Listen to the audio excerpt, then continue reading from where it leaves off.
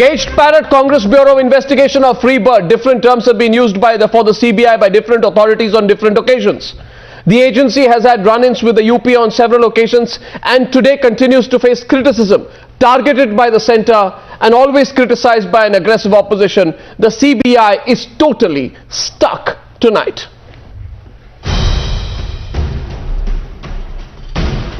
First, it was the Prime Minister. 24 hours later, it was the turn of the Finance Minister to caution the CBI.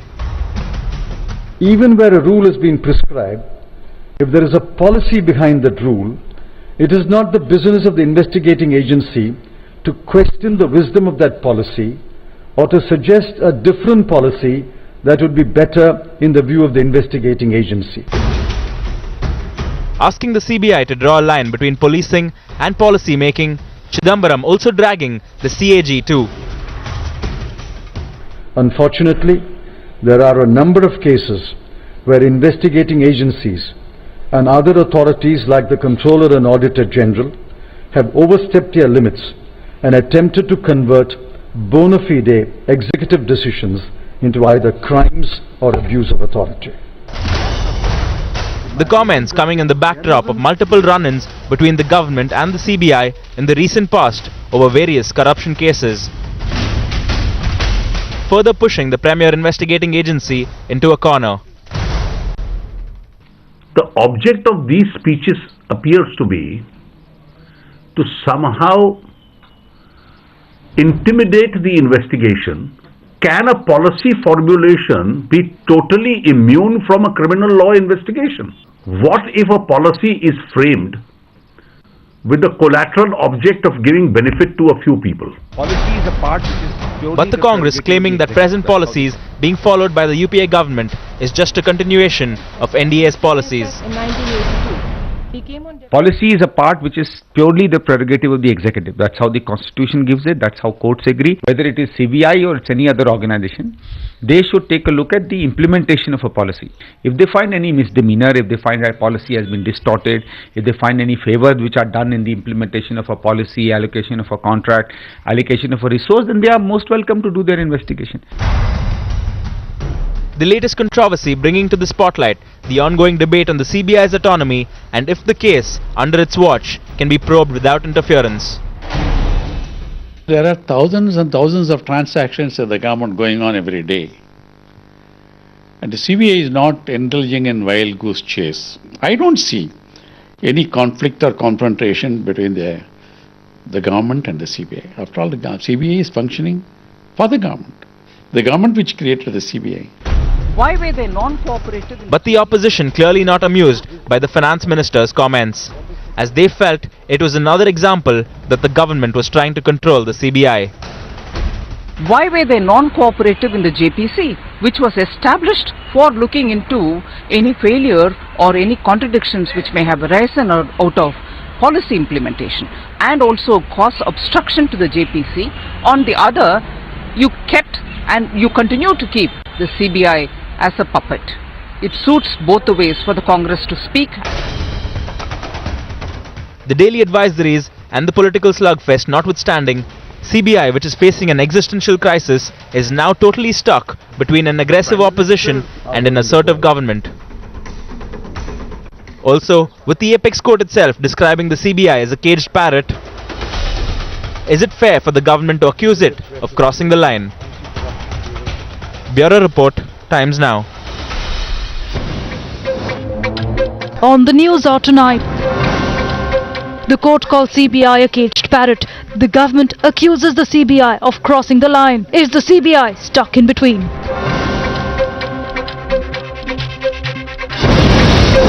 You're watching the first news hour debate on Times Now Super Prime Time. Ravi Shankar Prasad, Deputy Leader of the Opposition, is representing the BJP and he's taking on Abhishek Manu Singhvi of the Congress in this one-on-one. Harish Salve will be joining the panel in a few minutes. So, Mr. Singhvi, are you trying to scare the CBI? Are you trying to scare the CBI because they are going after you on several other cases under the supervision of the Supreme Court? Arnab, it would be amusing to suggest that the Prime Minister and the Finance Minister chose the Founders' Day celebrations of CBI to scare the CBI in a public speech. You must remember three aspects, Arnav, which is very crucial, and this is an important issue you are raising. First and foremost, I think this needed to be said. It is robust saying, it is upfront saying, any executive worth its name should say it. Second, what is it saying?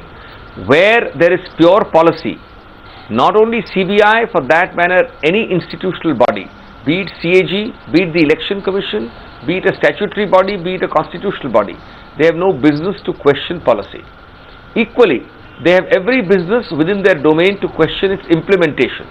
How it is implemented, if there is culpability, criminality, distortion, favoritism in its implementation. Now I am going further, Arnav. There is an intermediate category between policy and operational implementation. Suppose I make a policy to favor the three of us, Arnab Goswami, Ravi Shankar Prasad and Abhishek Singhvi. Suppose I make, as they say, a single person legislation, I make a single person policy. Suppose I make something with a biased mind. That's a different category. Of course you can go into it. Yeah. But remember, a large part of what we are complaining about are cases which were in a non-discriminatory fashion. Really? Non-discriminatory. You're sure of that, Dr. Singhvi? Under a common, one minute. You're sure of that, Dr. Singhvi? Under a common policy. Are you sure? Under a common policy. Arnab, please. Let's not get rhetoric, Arnab. Under a common policy of the NDA and the UPA. Sir. A common policy. Sir, you are now questioning. Name it. You're talking about Colgate. Finding out notional losses. Name notional losses. We believe in being direct on the news. Now the question is, actually, Ravi Shankar Prasad was laughing. I'll give you. One second. This is one of those rare occasions where you have made. I give you. You have the unique. First of all, Dr. Singhvi, may I say what a pleasure it is to have you back on the news after a long time. May I say that it is such a pleasure to see that you are having the fantastic effect of actually making Ravi Shankar Prasad laugh, which has happened after about a year at least. So I think we should celebrate these two occasions. On the third point, my question to you is without being rhetorical, Dr. Singhvi. Consider Colgate. Both the coal minister and the Minister of State for Coal were dead against any move to switch over to the auction process. Parak's letters say that Shibu Soren, Parak's letters say that Shibu Soren stalled a number of policy initiatives that were aimed at bringing in transparency. Now, should the motives behind that not be questioned? Because according to the Congress party, policy is a holy cow. According to the Congress party, policy is a holy cow that should not be questioned. You know, Arnab, let's make it a serious discussion. It's a very serious point. Very quickly. I am the first person to say, yes, certain things can be questioned. If in this policy you find that there have been aberrations in application, misuse, in the application of a policy, giving to you and not giving to me on identical facts, or vice versa, I entirely agree. But where I am objecting is you asked me to name examples, Arnab. Suppose I was to say that from from 95 to 2008, I am just giving an example, Arnab, please listen to me. The policy of not auctioning spectrum, it causes a huge loss to the country. The country has suffered thousands of crores of loss because you ought to have auctioned spectrum. Question number two, you ought to have auctioned the waves which lead to space. And not having auctioned, you are actually suffering a huge loss for the country.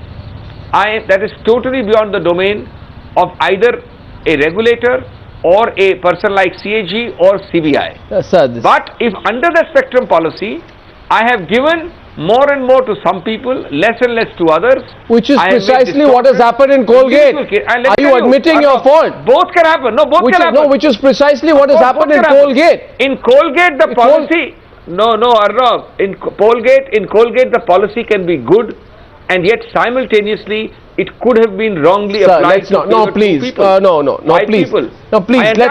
let's not give ourselves. Let's not give. You see, you can't be. No, sir. So how can I put the question forward? How can policy formulation be immune from scrutiny?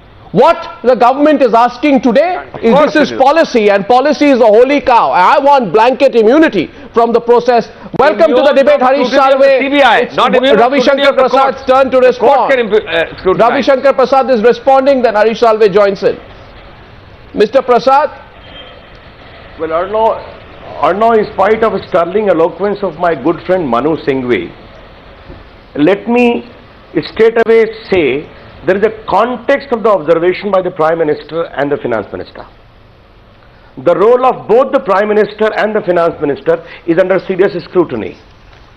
In the case of 2G of Mr. Chidambaram and the Prime Minister and the PMO, and in case of Colgate of the PMO and also the Prime Minister.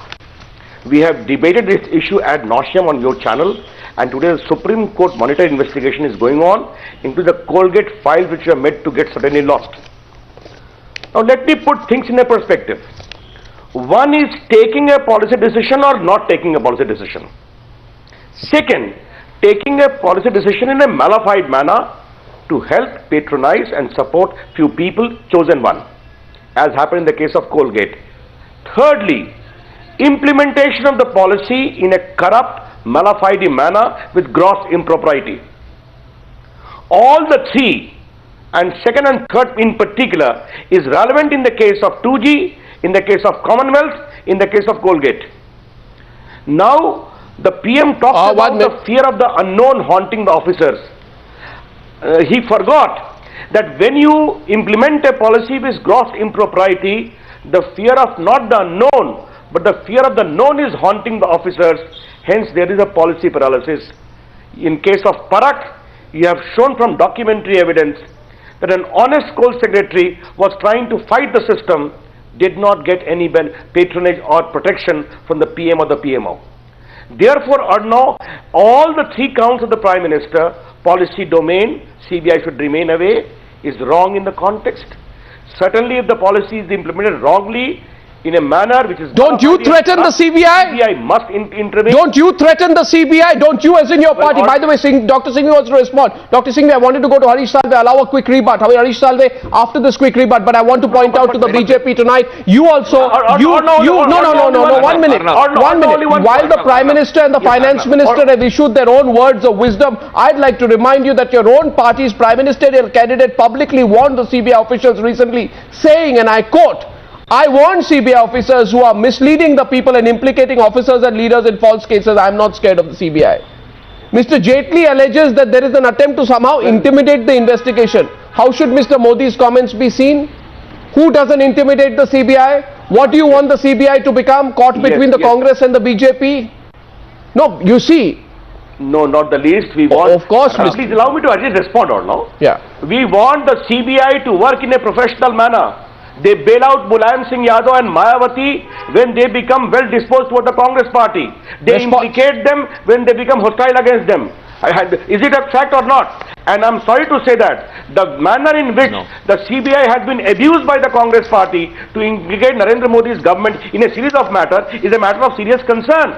What we are saying is based upon evidence. Dr. Singhvi is rebutting. IB officials have been implicated. Dr. Singhvi is rebutting you now. Even the IB was opposed as to how CBI was going to be abused. Dr. Singhvi is rebutting you now. We are going beyond the subject, but yes, we will go ahead with a rebut. Yes. Arnav, I want to make three quick points. Firstly, it is amusing that when Prime Minister and Finance Minister in a Founders' Day public speech are speaking, they are accused of intimidating the CBI.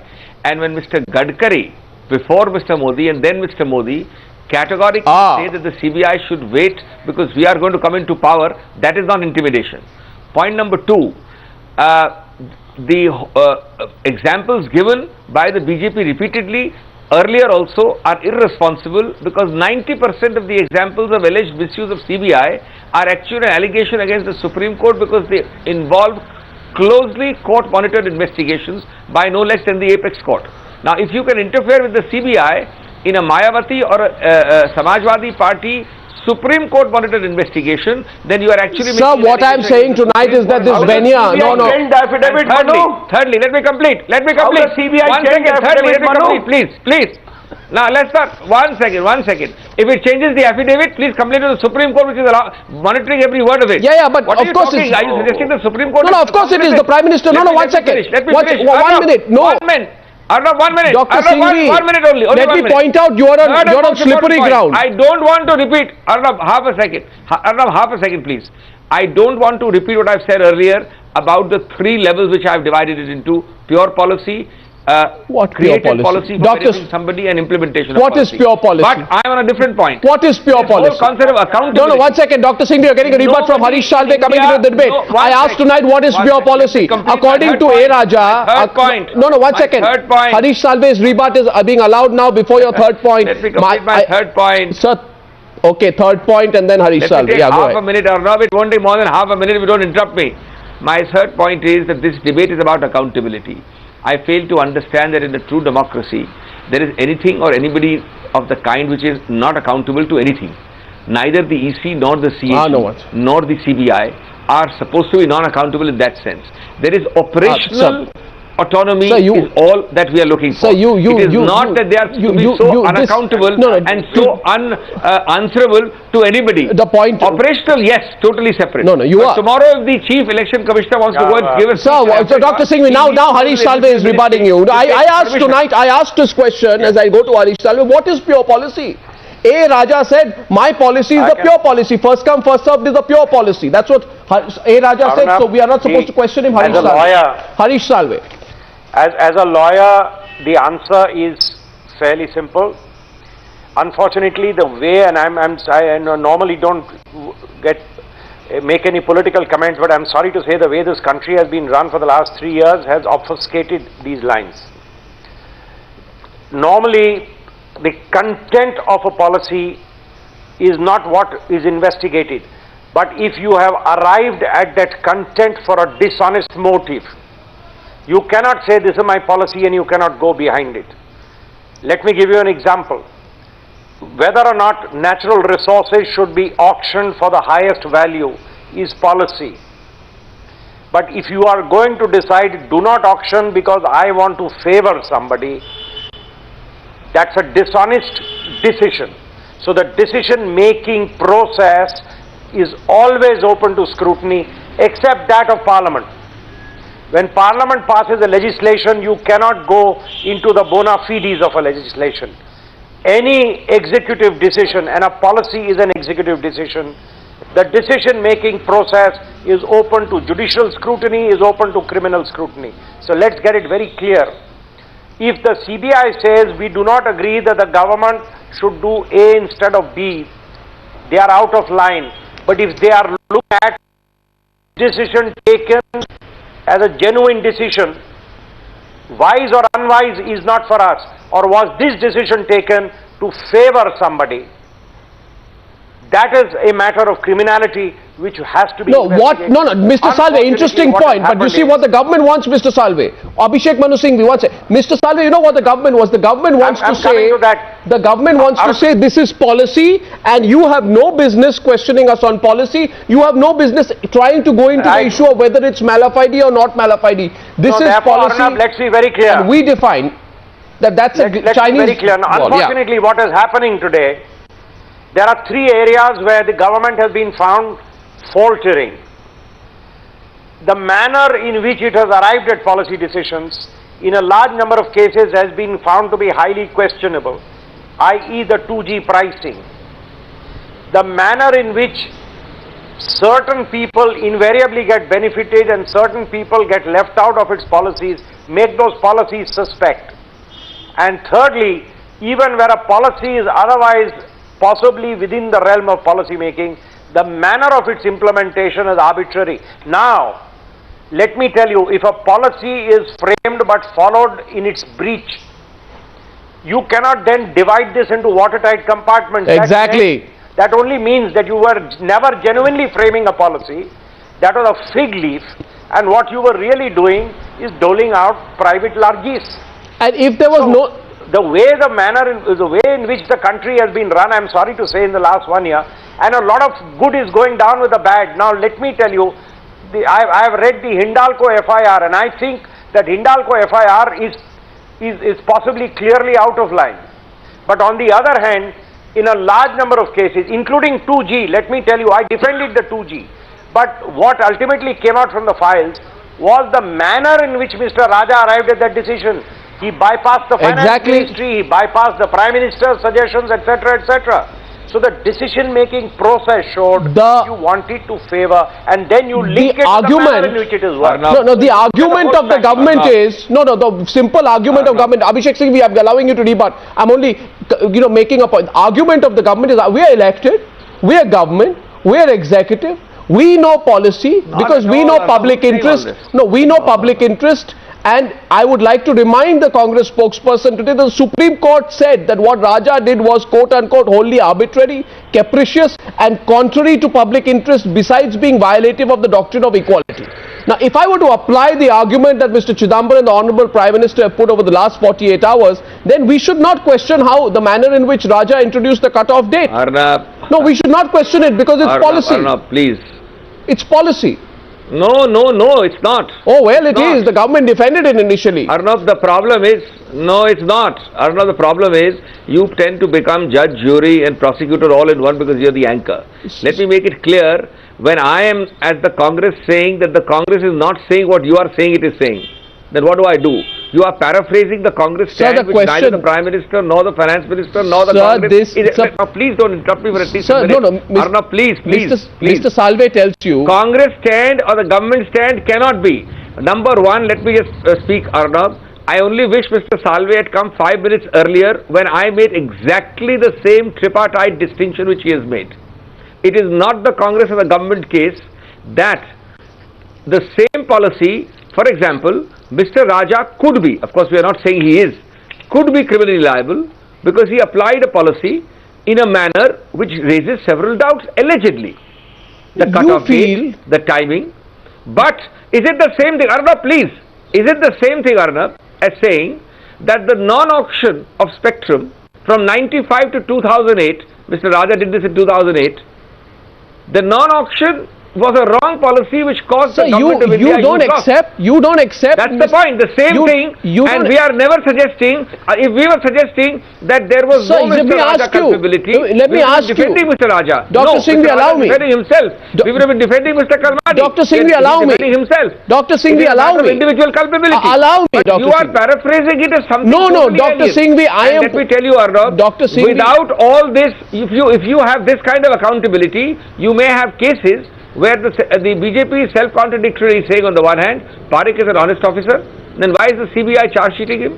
Why is the FIR of Hindalco, which I entirely agree and I've said earlier on television many times, such a weak document? Sir, I am asking because you a notion of accountability that everything is criminal. Dr. Singhvi, allow me now. No, that the BJP will answer. Dr. Singhvi, why on 2 successive days do the Prime Minister and the Foreign Finance Minister feel the need to emphasize the distinction between a wrong policy and a malafide policy? That's question 1. Question 2, allow me please.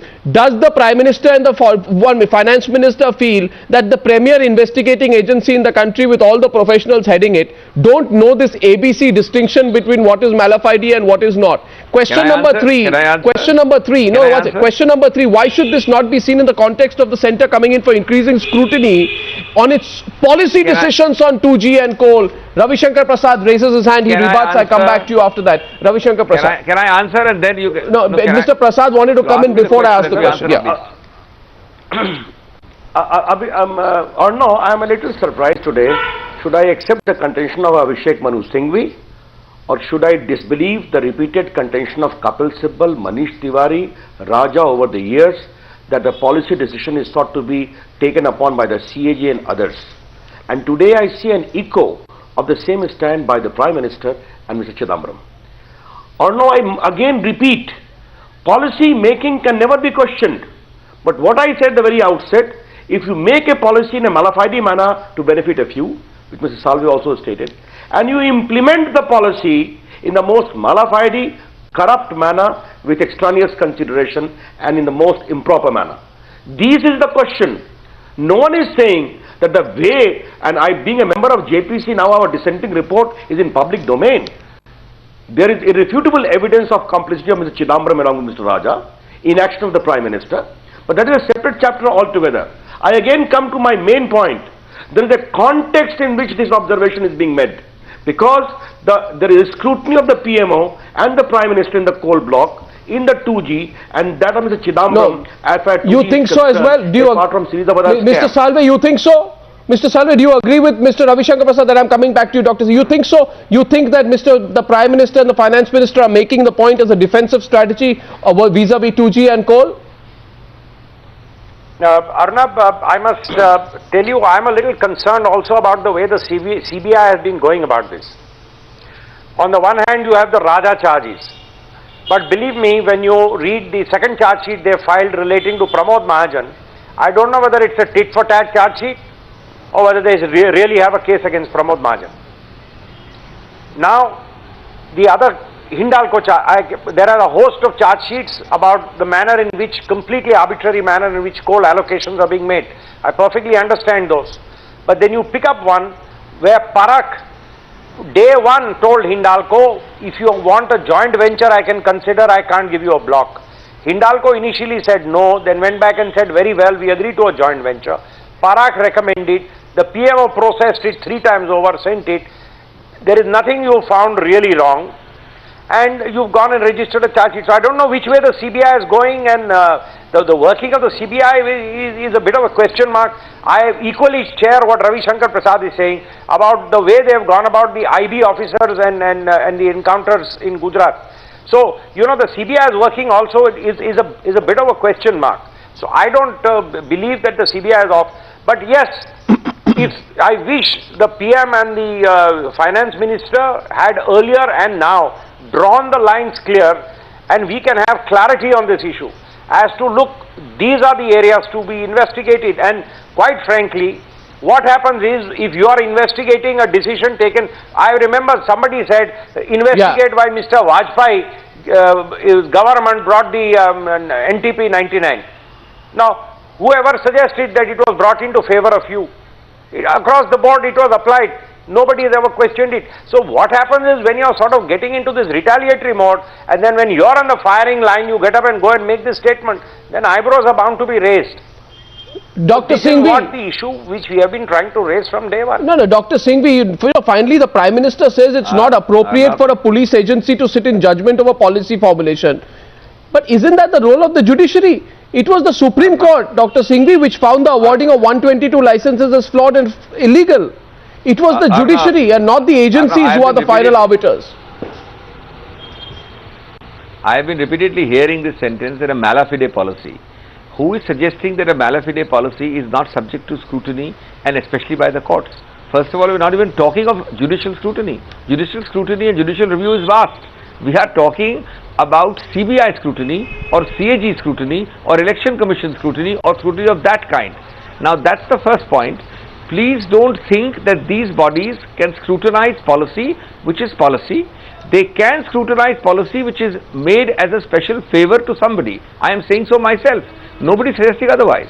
Secondly, I think it's laughable, completely laughable to suggest that the Prime Minister and the Finance Minister, who are invited to the Founders' Day function of CBI, and certainly I don't anticipate that the Prime Minister, former Prime Minister of the BJP is going to be invited for a function of Founders' Day. In 2013, with the UPA government, the Prime Minister and Finance Minister are invited, and they are invited by the CBI. They don't go there uninvited.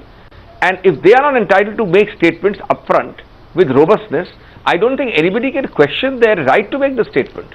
Number 3, intrinsically, what is wrong with the statement? They have made something very clearly. These are not policy decisions, are not to be questioned. Now, if somebody reads that purely for political purposes as a threat, it is laughable. In today's world of anything, people believe that the CBI is so completely independent that it can go and even file a charge sheet in the Parekh case, where BJP itself is suggesting that they had very little material. So where is the, and they are now trying to suggest that they should go right up to the PMO. So where is the question of setting the CBI in a public function? Dr. Singhvi, one second. Dr. Singhvi, nobody questions the right to make the statement.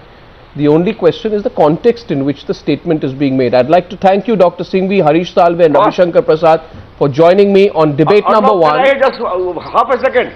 Yes. Now can I have half a second? Yes. Now we have debated it ad nauseum, and let me ask a question for your viewers on Times Now. But for assertive media, your channel included, opposition and intervention by the court, should we dispute none of these massive scams would have been allowed to be investigated, be it 2G, be it Colgate? That's not the issue at all. The issue is CBI scrutiny. is eloquent testimony. not media scrutiny. Eloquent testimony about the context in which the statement was made. Well, many of the cases which the CBI That follows have subject is been broken different. by the media. Thank you very much for that. For joining me on debate number 1 tonight. Thank you. On the news hour tonight, are residents of Mumbai housing colony paying the price